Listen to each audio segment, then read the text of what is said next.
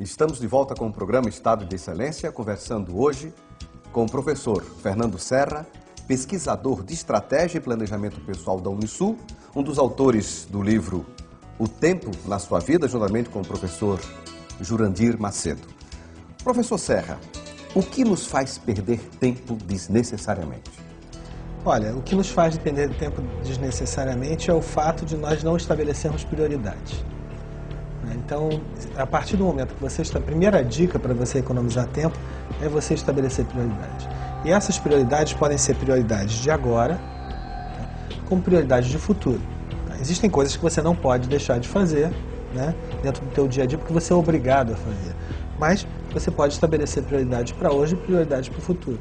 E nesse contexto, professor Serra, como alguém pode eleger, dentre as prioridades, quais são as mais importantes e quais são as mais urgentes? Como na prática alguém pode estabelecer isto? Olha, eu acho que para já, como eu disse, eu não sou muito a favor das receitas. Eu acho que a partir do momento que a pessoa elege prioridades, ela se treina a trabalhar com as prioridades. E você vai chegar à conclusão que muitas coisas que você coloca como importantes e urgentes no final do dia, você não fez e não volta a fazer no dia seguinte. Eu acho que o importante é você eleger aquilo que é fundamental para você fazer no dia seguinte. As pessoas perguntam, eu defini minhas prioridades. Eu tenho 27 prioridades para hoje. Bem, então não definiu prioridade? Isso não é prioridade. Prioridade é quais são as coisas que eu vou fazer hoje. O que eu vou fazer daqui a 5 anos. Eu vou colocar uma lista de prioridades. Prioridade significa o que vem primeiro, o que vem depois e o que vem depois. Existem estudos que mostram que uma pessoa no local de trabalho e no seu dia a dia, ela perde mais de 2 a 3 horas em função das ferramentas tecnológicas. Então, a maior parte das pessoas não lida com as ferramentas tecnológicas como um instrumento de melhorar a produtividade, melhorar a vida. Então, alguém telefona sem necessidade, você interrompe o que está fazendo. O e-mail entra, você interrompe o que está fazendo. Entra uma mensagem no MSN, você interrompe o que está fazendo. Então, na verdade, você vive de interrupções. Um dos aspectos que possibilita você potencializar o seu tempo é a delegação. Algo que para muitas pessoas é extremamente difícil. Como fazer para delegar tarefas? O brasileiro, ele trabalha... A gente diz que a gente trabalha bem em equipe, não é bem assim. O brasileiro convive bem com as pessoas, mas normalmente ele guarda muitos afazeres para ele, E o importante é você entender, olha, o que tal pessoa pode fazer por mim. A maior parte das pessoas, mesmo uma pessoa muito simples, ela tem alguma coisa que ela pode delegar para um filho, para uma mulher, até para um colega de trabalho, ou até dividir com ele aquilo que está ali. Então, se as pessoas entenderem o que é prioridade, elas conseguem fazer isso. E focar na prioridade. E você consegue entregar. Então, se eu quiser usar uma regra, então olha aquilo que você faz que não gera importância nenhuma e que você poderia entregar para uma pessoa fazer. Para um estagiário, para um funcionário, ou até você vai descobrir que provavelmente tem coisas que você não precisa nem fazer, não vai fazer diferença nenhuma. Então não faz. E por que razão as pessoas resistem tanto em delegar? Eu acho que primeiro delegar significa uma perda de poder, o que é um erro profissional. Por exemplo, profissionalmente é um erro enorme, Porque se você for uma pessoa imprescindível naquilo que você faz, jamais você vai ser promovido, Então é uma coisa extremamente complicada. Se você consegue fazer com que a equipe trabalhe, que ela dê resultado, você vai provavelmente ter uma ascensão profissional muito maior do que aquela pessoa que acumula tudo para si, e não vai conseguir tantos resultados, provavelmente. E se você analisar os principais empresários de Santa Catarina, aqueles que deram certo, que fizeram suas empresas ficarem grandes, vou arriscar uns nomes, mas executivos de grandes empresas, o Zanoni, o Vicente Donini, o Décio, você vai ver que essas pessoas são pessoas que souberam escolher pessoas e delegar coisas àquelas pessoas para elas fazerem os negócios deles crescerem. Olha, eu vou usar um exemplo doméstico, As mulheres têm esse problema, mas que a mulher chega em casa, ela acaba tendo que chega do trabalho, acaba sobrando a comida para ela fazer, a roupa para ela lavar, a lista de compras para ela comprar ou mandar comprar, a louça para ela lavar também. Então, isso passa por uma educação. Por exemplo, chegou em casa e começa a educar a família, né? Então, bota o filho para lavar roupa, bota o outro para isso, bota o outro para aquilo. É impressionante a capacidade que a mulher tem de organizar e gerenciar o seu tempo.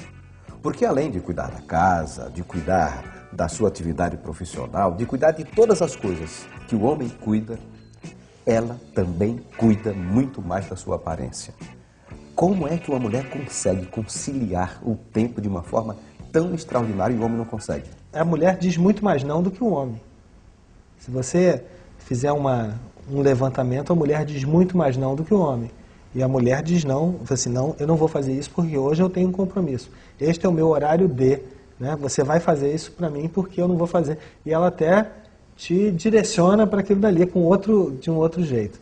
Tá? Mas isso é até uma necessidade, porque por outro lado, antropologicamente, socialmente, a mulher ela se sente responsável, se sente inclusive culpada por certas coisas que estão no dia a dia de uma família, por exemplo.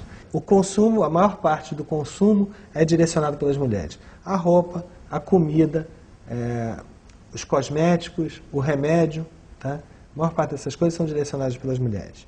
Se você reparar, a educação dos filhos, a escolha, às vezes conjunta, mas muito direcionada por ela, da escola, né, da forma de educar, tá? Todas essas coisas são direcionadas para a mulher. E ela se sente muito responsável e muito culpada de não estar próxima.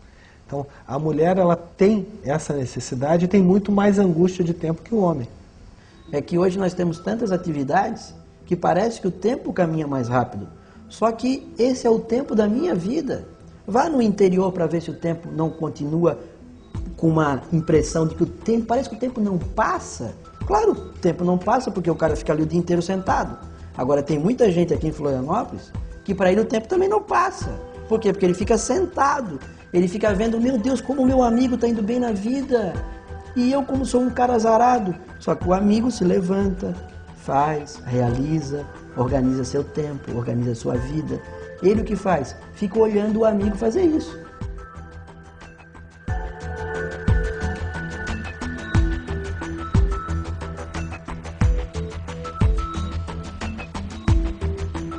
E o que você propõe com este livro, Serra?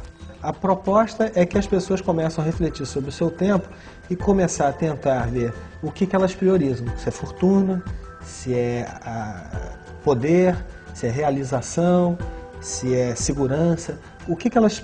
E quando elas pensam nisso, elas estão pensando em dinheiro de certa forma, e isso acaba por influenciar o planejamento pessoal e o planejamento profissional. Então a ideia é refletir sobre isso e daí ir mais longe. Tá? Então, nesse livro nós usamos muitas pesquisas estrangeiras. Então nós estamos fazendo pesquisas nacionais agora. Temos um grupo de pesquisadores que estão liderando eu, o Jurandir Céu Macedo e o Maurício Fernandes Pereira, e que a ideia dessas pesquisas é entender como as pessoas interpretam dinheiro, como as pessoas interpretam visão de futuro, se visão de futuro e agir sobre essa visão realmente traz benefício financeiro e benefício pessoal para as pessoas.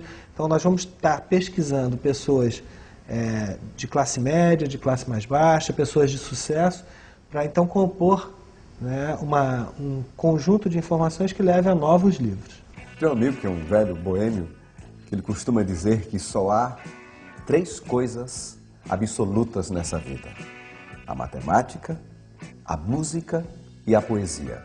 O resto, tudo é relativo, a começar pela filosofia.